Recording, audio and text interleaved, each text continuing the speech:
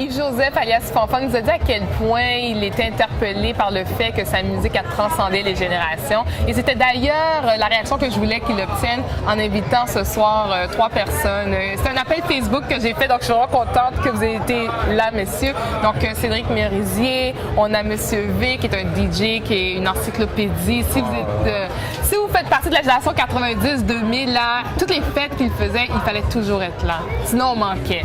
Et on a Arsène Lucas. Et comme je l'expliquais d'emblée, toi, tu connaissais Tabou, donc je sais que dans ton listing là, de musique, iTunes, etc., tu avais de la musique.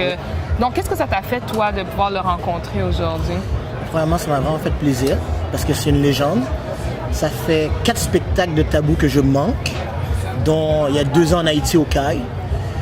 Donc, j'étais vraiment content de les rencontrer. J'ai hâte de voir le spectacle ce soir. Puis, c'est ça, quoi. Puis pour toi, est-ce que justement, dis-moi comment leur musique te touche? Parce que toi, tu es né ici. Oui. Tu as déjà été en Haïti. Oui. À combien de reprises? J'étais en Haïti 3 fois. 3 fois, OK. Donc comment est-ce que leur musique te touche? Est-ce qu'il y a une pièce en particulier là, qui t'interpelle particulièrement? Mais, par exemple, mon père qui habitait ici à Montréal est retourné en Haïti parce qu'il déteste aller puncher. Mon père déteste la bouffe chinoise. Mon père aime pas le subway, c'est-à-dire le métro. Quand il fait moins 30, mon père veut pas sortir, donc il retourne en Haïti. Donc quand tu écoutes une chanson comme La Caille, je peux comprendre les gens peuvent être touchés par cette chanson-là. Parce que ça explique vraiment la réalité des gens. Les Haïtiens qui sont venus ici en Amérique du Nord, ça peut être à New York, aux États-Unis ou au Canada, et qui retournent en Haïti, je peux comprendre le phénomène. Et toi, M. V, tu as 3 enfants. 4. En effet, il y en a un plus vieux, 4 enfants, il contribue à la société, c'est bon. Donc 4 enfants, donc on ne parle pas des 2 plus jeunes, parce qu'ils sont plus jeunes. Donc est-ce que toi, c'est important pour toi de partager cet amour que tu as pour la musique haïtienne? Certain, parce que, écoute, j'écoute ça comme en majorité à la maison, c'est ça que j'écoute. Fait que, veux pas, ma petite fille, là, elle connaît les petites chansons qu'on parle, puis c'est d'autres, elle connaît Besseba de Tabou Combo, tu comprends? Fait qu'elle connaît toutes ces petites choses-là. Puis je trouve que c'est important parce que ça fait partie de ses racines. Ça fait partie de qu'est-ce qu'elle est. Puis aussi, lorsqu'elle va grandir, lorsqu'elle va parler à ses amis, tout ça, c'est important qu'elle puisse s'identifier par rapport à ça parce que toutes les autres nations, on regarde par exemple les Latinos, les autres qui sont là, c'est ça qui joue partout. Mais nous, mon rêve là, c'est que j'ouvre 96.9 puis que j'entends un compas. Un compas. C'est mon rêve. C'est pas un compas comme le vrai. Oui. Puis je pense que ça revient à ce qu'il disait, c'est que lui, son objectif, leur objectif à Tabou Combo, c'était d'être international. Exact. J'ai bien aimé quand il a dit, c'est facile de faire manger du fromage à un Français. Mais est-ce que tu es capable de lui donner un durée collé à ce soir? Toi, Arsène, c'est d'ailleurs la raison pour laquelle je t'avais invité aujourd'hui, mais tu as répondu à l'appel et j'ai trouvé que tu faisais partie là, du casting de façon formidable. Tu connais pas vraiment Tabou Combo de nom? Non, pas vraiment. Et tu n'écoutes pas le compas? En général, non. OK. Quand ça passe, mais sinon... Et qu'est-ce qui explique ça? C'est pas dans mon environnement personnel. Ça, c'est pour moi personnellement. J'ai pas grandi dans un milieu haïtien et tout. Comme au niveau, quand j'étais petit, il y en avait peut-être qui jouaient à la maison, mes parents, mais mes parents étaient moitié compas, moitié chansonnette française. J'imagine que vos parents se retrouvent dans ça aussi. Tout à fait, oui. Alors, c'est ça, j'entendais, mais je ne savais pas qui jouait quoi. Et puis, dans mon milieu, ce n'est pas vraiment... Comme je dis, je n'ai pas eu d'haïtien autour de moi vraiment en grandissant. Mes parents parlaient français, alors toutes ces choses-là, j'étais un peu à l'écart. Mais La Caille, quand j'ai entendu La Caille, en tout cas, pour moi, personnellement, c'était « Wow, OK, il y a Gordon Haiti ». Alors, pour moi, c'était... Je me suis un peu réveillé, si on veut. J'ai déjà mis les pieds en Haïti, j'avais 4 ou 5 ans seulement, et pour 4 ans peut-être. Qu'est-ce que tu te souviens de rien en ce moment? Tu comprends, c'est... Tes parents t'emmènent pas en Haïti pour toi, ils t'emmènent pour montrer à la famille. C'était pas pour... Sérieusement, c'est pas... Il n'y a rien de patriotique dans ça. Je ne salue pas mes parents pour ça. Mais voilà, c'est... Alors voilà, pour moi, c'est ça. Tabou Combo, cette chanson m'a beaucoup touché. Le groupe de nom, je les connais. Je ne sais pas, peut-être que je connais d'autres chansons, mais ça ne me vient pas en tête pour l'instant. Et est-ce que tu penses que ça manque à ta culture ou à ton identité culturelle, le fait de ne pas nécessairement connaître des grands artistes comme Tabou Combo? Pour moi, oui. Pour moi, c'est logique, je suis haïtien d'origine, alors oui. Et puis je pense que c'est vraiment, franchement, la musique, les messages passent partout, on peut apprendre par la musique, un peu comme il a dit plus tôt pendant l'entrevue. Alors oui, moi ça manque beaucoup personnellement. C'est un point important, En tout cas, je ne sais pas comment, je sais pas quoi dire d'autre vraiment, mais je dirais oui en gros. Et toi, Monsieur V, on sait que tu es un mélomane, donc parce que tu as été DJ dans une ancienne vie, même si les gens voudraient que tu reviennes. Et lorsqu'on parle d'identité culturelle, est-ce que toi, tu te considères comme un Haïtien, comme un Québécois, comme un Canadien? Ça, c'est la première partie de la question. Et par la suite, qu'est-ce qui te fait sentir le plus haïtien? Mon accent? OK! Non, sérieux, c'est que même si je veux pas me sentir haïtien, souvent lorsqu'on marche dans la société, lorsque par exemple je me présente soit dans des compagnies, je me fais rappeler que je suis haïtien, malheureusement ou heureusement. Tu comprends? Fait que je veux pas, dans ce cas-là, à la place de me faire rappeler négativement, je préfère moi l'imposer positivement pour dire écoute, je suis haïtien, je suis fier de ce que je suis. Et puis, comme dans toutes les races, il y a des bons et il y a des moins bons. Tu vois ce que je veux dire? Fait que c'est pas à cause que je suis haïtien que je vais aller me battre dans une fête ou je prends pas mon bain ou je suis sale. Non, parce que des fois on me dit hey, t'es pas pire pour un haïtien, toi. Ta réaction à cette expression-là, t'es pas pire pour un haïtien, j'ai entendu ça. Je trouve ça tellement ridicule parce que, comme il a dit, il peut y avoir des bons et des mauvais dans toutes les nationalités.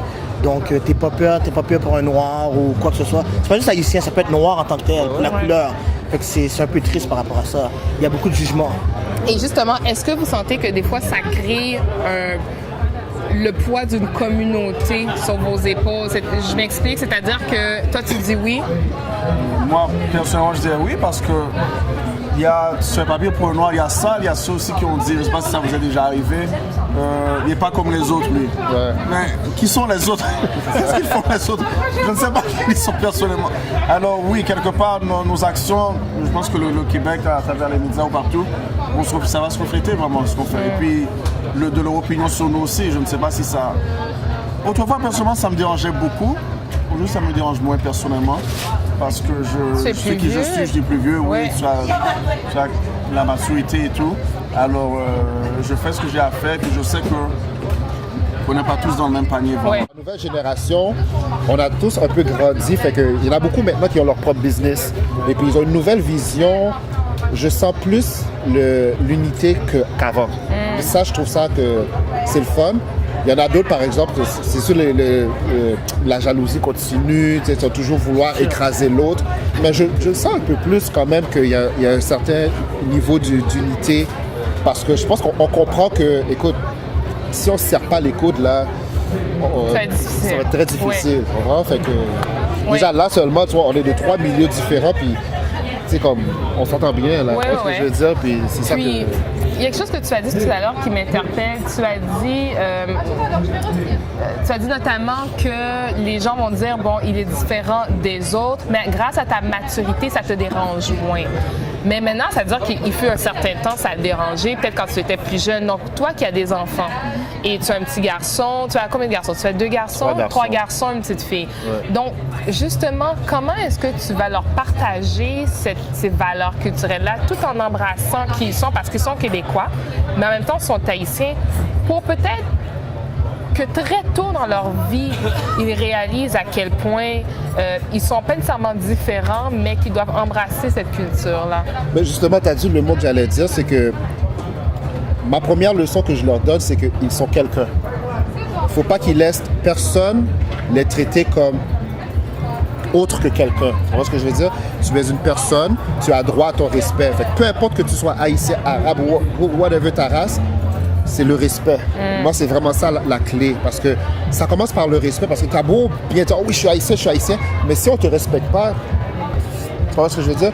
Si on arrive à promouvoir le respect, je pense que ça va primer par rapport, plus que ta nationalité. Puis par rapport à ça, et là, maintenant, tu vas pouvoir avoir ton identité dans la société. Parce que souvent, même moi, lorsque je faisais des fêtes, lorsque je m'en allais voir certains gérants de salles pour leur demander « Écoute, j'aimerais ça faire un événement dans votre établissement. » J'en ai un, à un moment donné, il m'a carrément dit « Écoute, est-ce que c'est une fête haïtienne? » Ah, j'ai dit oui. J'ai dit « Malheureusement, je ne loue pas à des Haïtiens. » Donc, il y avait des historiques, il y avait un historique avec Ouais. des réputations Ça qui arrive nous encore toujours, suivaient. ça, en passant. Ça, je sais pas. Ça arrive encore toujours, ça. Il y a plusieurs clubs que, bon, c'est chiant à dire, c'est plate à dire, mais des fois, il y a un quota de noirs qui ne peuvent pas rentrer. Puis ça va toujours arriver. C'est sûr qu'ils ne vont pas le dire en public, mais ça va toujours arriver parce que souvent, ça peut être, par exemple, regardez, j'ai ma casquette à l'envers, mais ça ne fait pas de moi un mauvais garçon. Ouais. Sauf que c'est sûr que l'image, souvent, qu'ils ont des Noirs ou des Haïtiens, c'est qu'ils se battent dans les fêtes. Il y a du Et surtout des hommes noirs. des hommes noirs. Oui. Parce que les filles vont avoir plus de misère à rentrer dans un club que les hommes, c'est sûr. Les femmes, c'est plus facile. Plus facile. Oui, que les Exactement. hommes, c'est ça. Puis, bon, on va conclure cet entretien-là, mais je trouve ça vraiment intéressant. Donc, qu'est-ce qu'on fait? Comment est-ce qu'on peut justement changer les choses? Je pense qu'on le fait déjà un peu, parce que tu l'as dit, il y a plus d'unité. Moi, je suis de celles qui croient que oui, chaque personne, moi je suis dans les médias, puis je sais que si je fais un bon travail, où est-ce que je travaille, mais je suis certaine que ça peut ouvrir la porte à d'autres personnes. Donc, comment est-ce qu'on peut aider notre prochaine génération, qui ont peut-être maintenant, nous on est dans la trentaine, proche de la quarantaine, ceux qui ont 20 ans, qui ont 17 ans, qui ne côtoient peut-être pas des gens qui réussissent de la communauté, qui n'ont pas de modèle noir. La première des choses, c'est que ça commence à la maison. Ça commence avec qu'est-ce que les parents instruisent à leurs enfants. C'est la première des choses. On dit souvent, avec qui tu te tiens aussi, ça peut aider. Quelle image que tu as des gens, qui tu côtoies, ça peut vraiment aider. Moi, je pense que c'est la compréhension de la société, de qu'est-ce qui se passe. Parce que souvent, on montre quelque chose à nos enfants, puis lorsqu'ils arrivent à la société, ils sont heurtés à une autre réalité. Fait que là, maintenant, tu as l'influence de qu'est-ce qu'ils voient dehors versus qu'est-ce qui se passe à la maison. Fait que je pense que qu'est-ce qui est important, c'est de comprendre qu'est-ce qui se passe dans les écoles. Qu'est-ce qu'on montre à nos enfants dans les écoles pour voir, OK, si c'est ça qu'on te montre, OK, mais moi, ce que je veux te montrer, c'est en parallèle pour pas qu'il y ait un mismatch, pour pas qu'ils arrivent perdus puis qu'ils ne savent pas quoi faire puis qu'ils pensent que c'est nous autres qui donnent une mauvaise éducation à nos enfants. Puis à partir de là, ben, c'est de leur montrer, écoute, tu sais quoi, tu vas arriver à quelque... Peu importe ce que tu fais dans la vie, lâche pas. Tu vas jusqu'au bout. Parce qu'il y en a beaucoup, quand c'est difficile, ils lâchent et puis... Tu comprends? Fait que c'est vraiment de persévérer parce que c'est pas facile. Il n'y a rien de facile. Tout à fait. Et moi, je conclure là-dessus en disant que nos parents sont arrivés, moi je le répète tout le temps, nos parents sont arrivés au pays avec une mallette, 3 sous dans leur poche et rien. Et là, si je vous disais, parmi vos parents, qui possède une maison aujourd'hui? Qui a une auto, même si c'est pas une auto neuve de l'année, on est beaucoup d'entre nous soit avoir été dans des écoles privées ou même si on n'a pas été dans des écoles privées, on a fait beaucoup de choses dans notre vie, on a participé à des activités, etc. Moi, je dis souvent qu'un jeune qui est né ici n'a aucune excuse. Les excuses, c'est sûr que certaines personnes vivent dans un environnement qui est plus difficile, mais il y a des ressources. Et des fois, il faut se dire à quel point on est chanceux. Parce que nous, lorsqu'on finit le secondaire, on passe tout de suite après à l'université, au cégep, etc. On n'a pas trop de questions à se poser parce qu'on se plaint souvent le ventre plein, comme on dit. Donc, merci beaucoup, messieurs. Ce fut un plaisir. Puis, c'est à refaire. Pas de problème. C'était Dorothée Alexandre. On est ici sur le site. Il fait tellement beau. On est sur le site du Festival Nuit d'Afrique présentement. On a interviewé Yves Joseph, voilà, Fanfan, qui nous a donné beaucoup là, de belles paroles très inspirantes. Donc, sur ce, je vous retrouve très prochainement. Bonne soirée à tous. Merci.